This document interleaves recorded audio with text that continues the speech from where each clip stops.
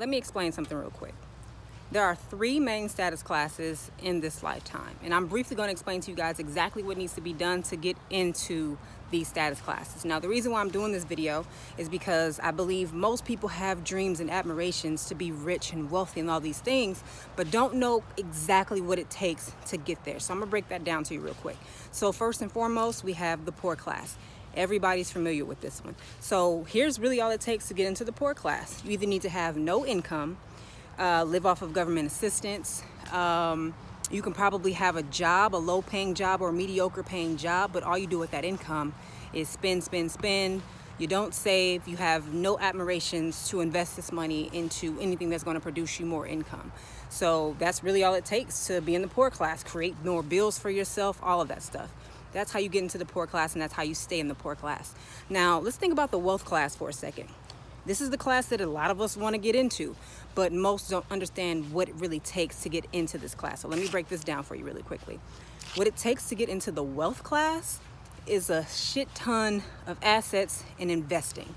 That's really all it takes. So what you do is you make money, however you make your money, but you take that money and you invest it into different businesses, stocks, bonds, real estate. I mean, all these there's a ton of different investments that one can put their money into that's going to produce them more money, ROI, a return on their investment. So everyone that you know, I guarantee you, every single person that you know that is wealthy, they have investments up the ass. Well, again, whether it be in real estate, stocks and bonds, I mean, paintings, you name it. They've put their money, they've spent their money, not even spending because it's investing. That's the difference between spending and investing. Spending is purchasing things that have no ROI whatsoever. So that's the shopping, the just buying stuff. Investing is where you put your money somewhere that's going to give you a return on the monies that you spent, aka ROI. So that's what it takes to be in a wealth class. Yes, you start off small, possibly as far as getting your money up, having monies to invest. But ultimately, once you are investing and you have multiple investments, what you do is create multiple streams of income for yourself. The average millionaire has 7 streams of income. Just think about that.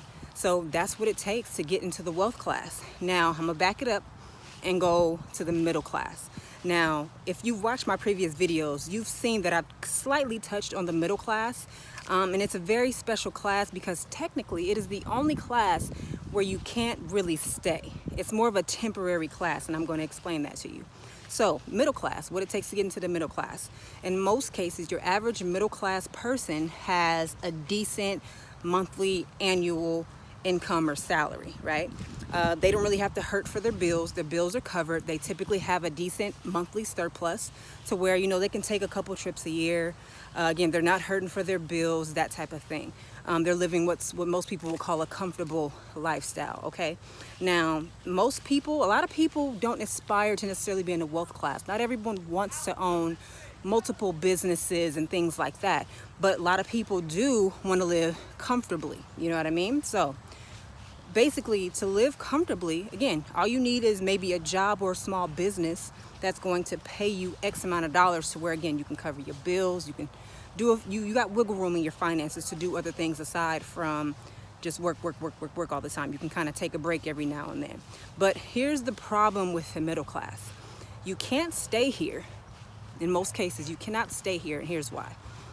So say the bulk of your income is coming from a job, which for many people it is, right? So say the bulk of your income is coming from a job. What if something happens to that job? Then what? You immediately risk falling right back into the poor class. And that is if you have not put your monies into investments. So if you are that person that, again, is considered middle class because of your income level, but you have not invested anything to produce you another stream of income, in other words, a backup, then you automatically run the risk of falling into the poor class if something happens to that job or that small business. So you kind of, again, it's kind of, you'll be in between the poor class and the middle class, or falling down into the poor class. Now, there's the upside to the middle class as well.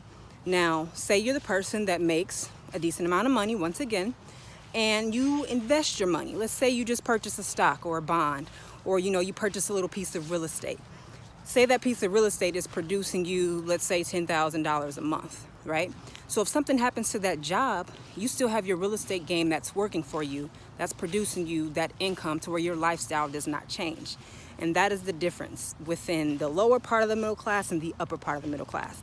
So if you are middle class or wish to just kind of live the comfortable life and be middle class, wish to be on that upper side of the middle class, which means that you still need to be saving to invest your money in an asset that's going to give you an ROI.